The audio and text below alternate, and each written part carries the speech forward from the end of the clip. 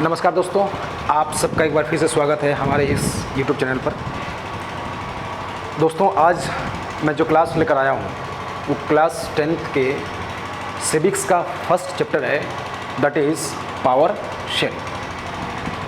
बच्चों, इस क्लास में हम ये बताएंगे कि what is power sharing, what are the need of power sharing, what are the important of power sharing, और हम ये बोलेंगे, इसमें बताएंगे कि पावर शेयरिंग का फॉर्म्स कितने हैं, कितने प्रकार हैं। हम इस चैप्टर में लगभग 5 वीडियोज़ बनाएंगे, 5 लेक्चर देंगे। सभी लेक्चर्स 10 to 15 मिनट्स के बीच का रहेगा, जो कि 5 पार्ट में इसको बांटेंगे और सभी टॉपिक को एक एक करके हम क्लियर करेंगे। तो चलिए आज हम स्टार्ट करते हैं आज का ये topic, that is power sharing.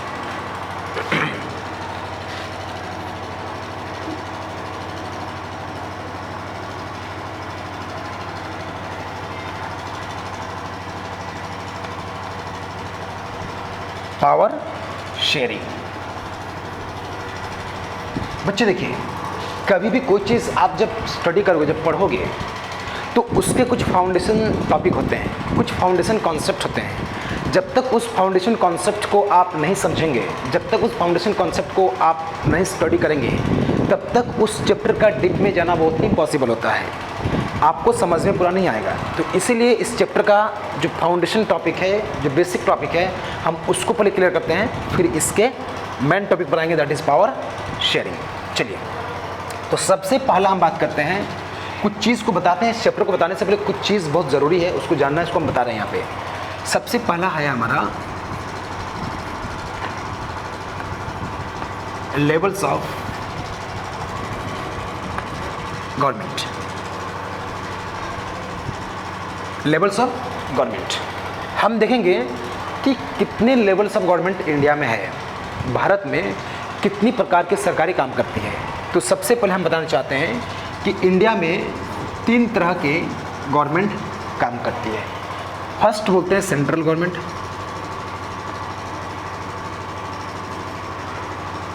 Second state government,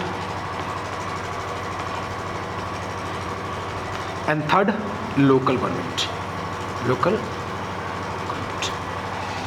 अब आपके मन में सवाल ये आ रहा है कि सर, बहुत ऐसा कंट्री है जिन कंट्री में 1 types of government, 1 level of government होती है, बट इंडिया में 3 लेवल्स ऑफ गवर्नमेंट होने का रीज़न क्या है। तो मैं बता दूं कि इंडिया में 3 लेवल्स ऑफ गवर्नमेंट होने का रीज़न ये है कि इंडिया एक वास्ट कंट्री है। इंडिया एक मोस्ट पॉपुलर कंट्री है, और इतने पॉपुलर कंट्री को, इतने बड़ी कंट्री को कोई एक प्रकार की सरकार जो है अच्छा से रन नहीं कर सकती है। हो सकता है गवर्नमेंट चल जाए, देश चला ले, लेकिन इस देश का जो अंतिम व्यक्ति है, इस देश का जो अंतिम गरीब है, उन तक गवर्नमेंट की जो पॉलिसीज़ है वो पहुंचने बहुत मुश्किल होती है। हम एग्जांपल के तौर पर बताना चाहते हैं आपको। मान लीजिए गवर्नमेंट, सेंट्रल गवर्नमेंट हो, स्टेट गवर्नमेंट हो, बहुत सारी योजना को चला रही है।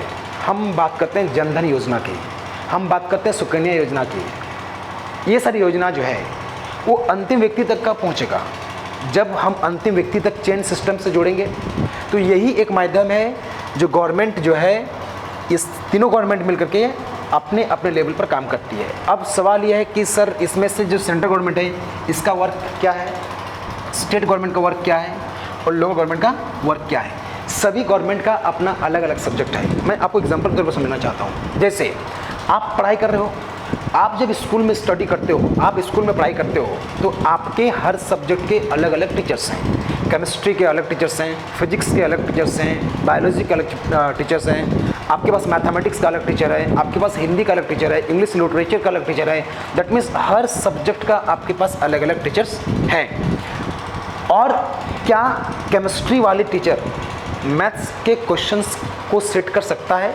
रूल में बोलता है नहीं कर सकता है, कि अगर आप केमिस्ट्री के टीचर हो तो आपका जो जुरिस्डिक्शन है, आपका जो वर्क एरिया है, that is only for the chemistry. उसी प्रकार से जो है इंडियन कॉन्स्टिट्यूशन में सभी गवर्नमेंट का अपना अपना सब्जेक्ट बांट दिया है। इतना कॉन्सेप्ट क्लियर है। हम बात करते हैं सर कि सेंट्रल गवर्नमेंट का क्या क्या सब्जेक्ट है।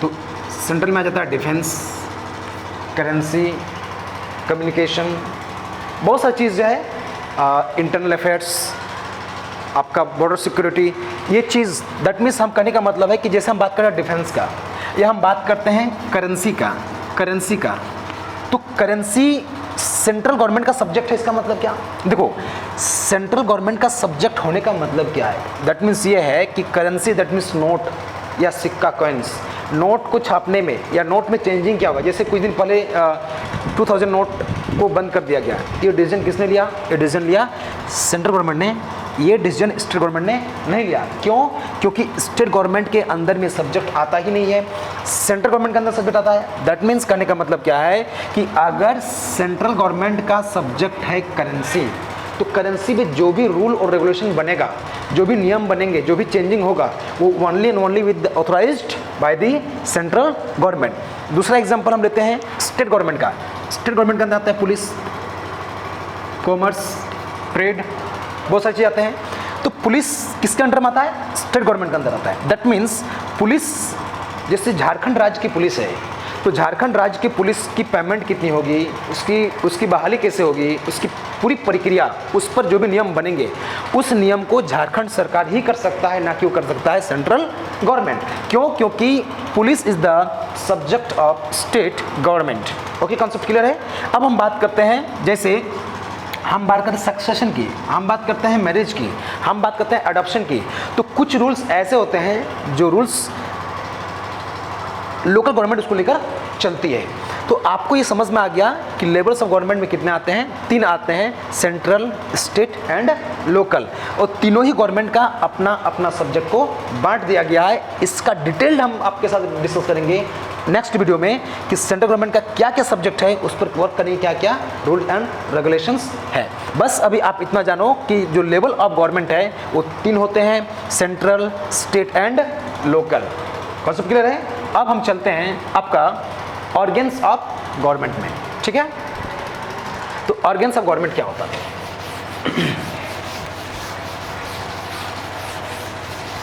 अब ऑर्गन्स ऑफ गवर्नमेंट क्या है।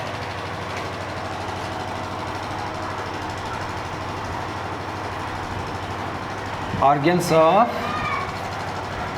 गवर्नमेंट, ऑर्गन्स ऑफ गवर्नमेंट कितने होते हैं, 3। क्या क्या होते हैं,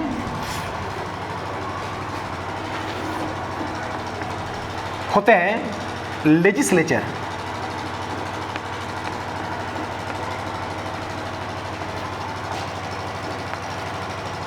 एग्जीक्यूटिव,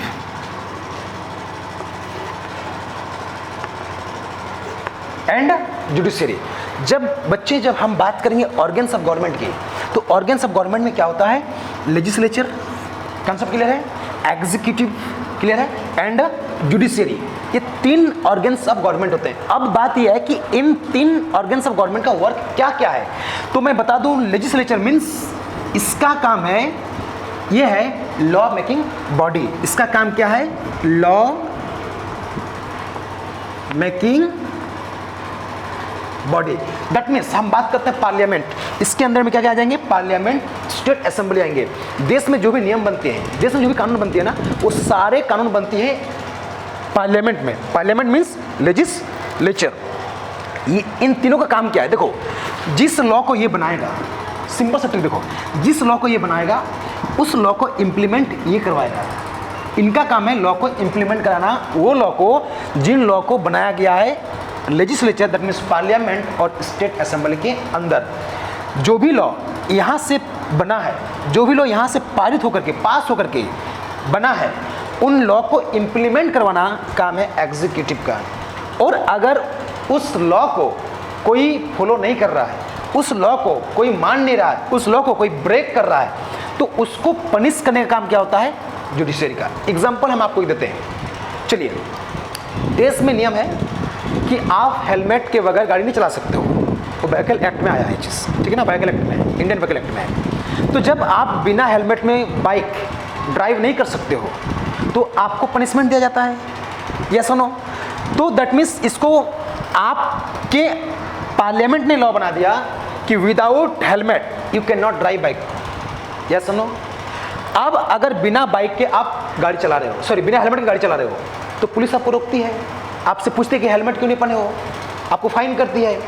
तो कौन हुआ वो, एग्जीक्यूटिव हुआ, राइट। क्योंकि जिस लॉ को पार्लियामेंट ने बनाया, जिस लॉ को लेजिस्लेचर ने बनाया, उस लॉ को फॉलो कौन करा रहा है भाई? एग्जीक्यूटिव करा रहा है। अब जब आप इसको फॉलो नहीं करते, आपको क्या बोलता है कि ठीक है, आपने हेलमेट नहीं पहना ना, जाइए आप कोर्ट में पैसा को जमा कर दीजिए, अपने फाइन को जमा कर दीजिए। या तो ये हमारे लॉ में है कि आप किसी का मर्डर नहीं कर सकते हो, आप किसी को जान से मार नहीं सकते हो, क्योंकि राइट टू आर्टिकल, जो आपका आर्टिकल है आर्टिकल 21 राइट टू लाइफ, उसकी हनन हो रही है, ठीक है ना।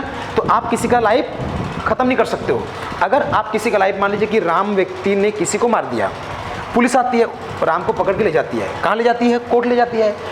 अब मान लीजिए कि हम किसी व्यक्ति को मार देंगे, हम किसी व्यक्ति के मर्डर कर देंगे, तो पुलिस आएगी, मुझे पकड़ेगी और मुझे पकड़ के कहाँ ले जाएगी? जुडिशरी के पास ले जाएगी। बोलेगी हुजूर, इस व्यक्ति ने इस व्यक्ति का कत्ल किया है, इस व्यक्ति ने इस व्यक्ति का मर्डर किया है। तो पुलिस हमको क्यों पकड़ी? क्योंकि ये नियम में है कि किसी भी व्यक्ति का मर्डर आप नहीं कर सकते हो। किसी की जान कैसे ले सकते हो? अरे उसकी ज़िंदगी है, आप उसका जान कैसे ले सकते हो? नहीं ले सकते हो ना। तो आपने किसी की जान ले लिया, तो आपको पुलिस आएगी पकड़ने के लिए, और पुलिस पकड़ के आपको अंदर से गोली नहीं मार देगी, आपको पकड़ के ले जाएगी जुडिशरी के पास, और वहाँ पे आपका जजमेंट होगा कि आपने ऐसा क्यों किया और आपको सजा क्या होगा। तो आपको समझ में ये चीज़ आ गया कि ऑर्गन्स ऑफ गवर्नमेंट कितने हैं? 3 हैं, लेजिस्लेचर, एग्जीक्यूटिव एंड जुडिशरी। तो यहाँ पे हमको क्या देखने को मिला? यहाँ पे पावर किसी एक यूनिट पर नहीं है, किसी एक इंस्टीट्यूशन पर पावर नहीं है। इसको भी पावर दिया गया है, इसको भी पावर दिया गया है, इसको भी पावर दिया गया है, माननीय न्यायालय को भी पावर दिया गया है, इनको भी, ठीक ना।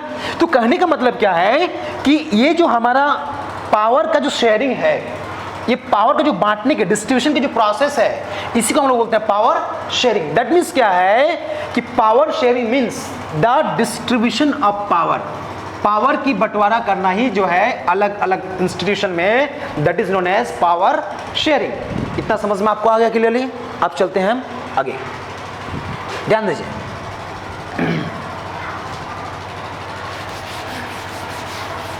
अब हम आते हैं मेन टॉपिक पर। ये था आपका फाउंडेशन टॉपिक। देखिए, हमने आपको बताया कि ऑर्गन्स ऑफ गवर्नमेंट कितने हैं? 3। क्या क्या है? Legislature, executive and judiciary. Levels of government क्या है? Central government, state government and the local government. That means क्या है?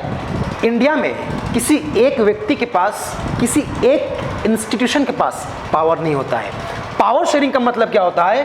ध्यान दीजिए, मैं आपको बताना चाहता हूं कि पावर शेयरिंग का मतलब क्या होता है। आप देश में देखते हो कि पावर को अलग अलग व्यक्ति के पास बांट दिया गया है। कुछ पावर प्राइम मिनिस्टर के पास है, तो राष्ट्रपति के बाद प्रेसिडेंट के पास भी पावर है। स्टेट में गवर्नर के पास भी पावर है, स्टेट में सीएम के पास भी पावर है, स्टेट में मिनिस्टर के पास भी पावर है, स्टेट में डीसी के पास भी पावर है, डिस्ट्रिक्ट में एसपी के पास भी पावर है। दैट मीन्स क्या है कि पावर का डिस्ट्रीब्यूशन हुआ है। पावर का क्या हुआ है? डिस्ट्रीब्यूशन हुआ है। दैट मीन्स हर व्यक्ति को, हर संस्था को कुछ ना कुछ पावर दिया गया, कुछ ना कुछ अधिकार दिया गया है। जैसे हम एक सिंपल नागरिक है तो हमारा भी अधिकार है, कुछ ना कुछ हमारा भी अधिकार इस देश के कॉन्स्टिट्यूशन में दिया गया है। That is known as fundamental rights. Yes or no? तो आप ये बोल सकते हो कि पावर शेयरिंग का मतलब क्या है। तो पावर शेयरिंग का मतलब क्या है, मैं उसका पूरा कंप्लीट डेफिनेशन यहाँ पे लिख रहा हूं। Power sharing means, power sharing means the distribution of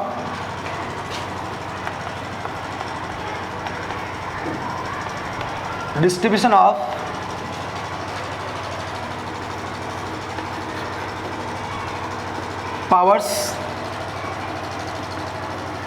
among different level of government, different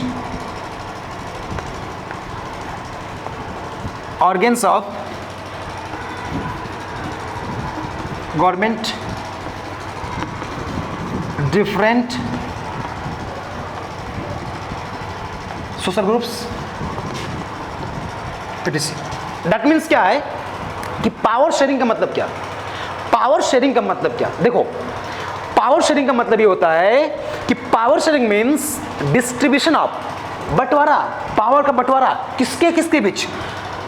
among different level of government, अलग अलग सरकार के लेवल में, जैसे हमने कहा central government, state government and local government. तो डिफरेंट लेवल ऑफ गवर्नमेंट का मतलब क्या है कि हमने हमारे देश का जो कॉन्स्टिट्यूशन है उसमें क्या कहा गया है कि सेंट्रल गवर्नमेंट का सब्जेक्ट अलग है, स्टेट का सब्जेक्ट अलग है एंड लोकल का सब्जेक्ट अलग है। एग्जाम्पल के तौर पर कि मान लीजिए कि हमारे इस बगल में एक भारत सरकार, सेंट्रल गवर्नमेंट एक हॉस्पिटल बनाना चाहती है, तो हॉस्पिटल जो बनाएगी उसका जमीन कौन देगा? तो वो काम करता है स्टेट गवर्नमेंट, क्योंकि वो स्टेट गवर्नमेंट के अंदर आती है। दैट मीन्स यहाँ पे हर गवर्नमेंट को अपना पावर बांट दिया गया है। किस गवर्नमेंट का काम क्या है, किस गवर्नमेंट का सब्जेक्ट क्या है, किस गवर्नमेंट का दैट मीन्स डिपार्टमेंट क्या है, ये भारत के कॉन्स्टिट्यूशन में इसको एक्सप्लेन कर दिया गया है। और यही कारण है कि इंडिया एक बहुत ही महान कंट्री है, इंडिया एक बहुत ही बेस्ट कंट्री है, इंडिया एक फेडरल कंट्री है, क्योंकि यहाँ पावर को अलग अलग समाज के बीच भी, अलग अलग ऑर्गेन्स ऑफ गवर्नमेंट के बीच भी और अलग अलग लेवल के बीच भी गवर्नमेंट पावर को बांटा गया है। यही खूबी इस देश की। अब बात करते हैं कि पावर शेयरिंग क्यों चाहिए। अब एग्जांपल देता हूँ पावर शेयरिंग क्यों चाहिए। एग्जांपल के तौर पर मेरे घर में 3 छोटे छोटे भाई हैं मेरे।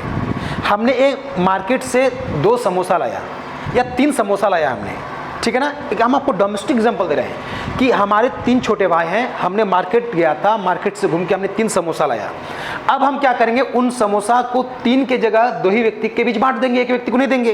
तो जब उन 3 भाई में से जब 2 भाई को हम समोसा देंगे, एक को जब नहीं देंगे, तो उन तीनों के बीच आपस में कन्फ्लिक्ट होगा, उन तीनों के बीच आपस में लड़ाई होगा और उन तीनों के बीच आपस में अशांति होगी। लेकिन जब हम अगर 3 समोसा लाएंगे, तीनों के बीच जब हम बांट देंगे, तो हमने पावर का शेयरिंग किया, हमने समोसा का शेयरिंग किया, तो वो तीनों क्या करेंगे, खुशी से हंस के उस समोसा को खाने का काम करेंगे। किसी प्रकार कोई कॉन्फ्लिक्ट, कोई डिस्प्यूट आपस में नहीं होगा। उसी प्रकार से क्या है पावर शेयरिंग, अगर किसी एक गवर्नमेंट के बीच पावर हो जाता तो इस देश के लोग के साथ एक्सप्लॉइटेशन में भी हो सकता था। अगर किसी एक गवर्नमेंट के पास सिर्फ पावर होती और इन लोग के पास पावर नहीं, तो सिर्फ नाम मात्र गवर्नमेंट होते हैं, तो गवर्नमेंट बहुत सारी चीज़ जो है अपने मनमानी से कर सकते थे, लेकिन नहीं, क्योंकि अब नहीं कर सकती है, क्योंकि हर गवर्नमेंट का जो है वो पावर अलग अलग है, हर गवर्नमेंट का सब्जेक्ट अलग अलग है, हर गवर्नमेंट का अलग अलग वर्क है, वो कोई भी किसी के वर्क में इंटरफेयर नहीं कर सकता है। लेकिन एक सवाल यहाँ है कि अगर सेंट्रल गवर्नमेंट और स्टेट गवर्नमेंट के बीच आपस में टकराव होता है, तो उसकी समझौता कौन करेगा, उसका डिस्प्यूट का सॉल्व कौन करेगा? तो उस कंडीशन में हमारी जुडिशियरी जो है वो आ जाती है, और जुडिशियरी चाहे स्टेट गवर्नमेंट और सेंट्रल गवर्नमेंट के बीच हो या किसी के बीच के डिस्प्यूट को वही सॉल्व करता है। उसी को हम बोलते हैं माननीय न्यायालय। दैट मीन्स जुडिशियरी, और जुडिशियरी क्या है, ऑर्गेन्स ऑफ गवर्नमेंट है। तो इस वीडियो में आपको समझ में आ गया कि पावर शेयरिंग क्या है। तो सिंपल से बताया हमने कि power sharing means to distribute the power among different level of government, different organs of government and different social group. इसी को बोलते हैं पावर शेयरिंग। पावर शेयरिंग की आवश्यकता क्यों है? क्योंकि फर्स्ट पॉइंट हमने कहा कि power sharing remove conflict between 2 people, 2 society, 2 classes or 2 caste or anywhere, whatever the conflict is going to we can say rise, that means that conflict can be removed by the power sharing. And second thing, it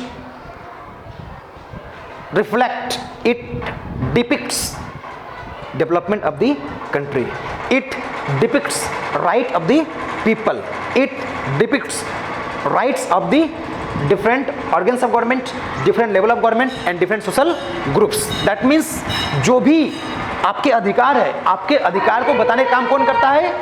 That is power sharing, power sharing. तो आज ये foundation topic है power sharing का, ये concept है। अगला हम topic लेकर आएंगे forms of power sharing. Thank you, that's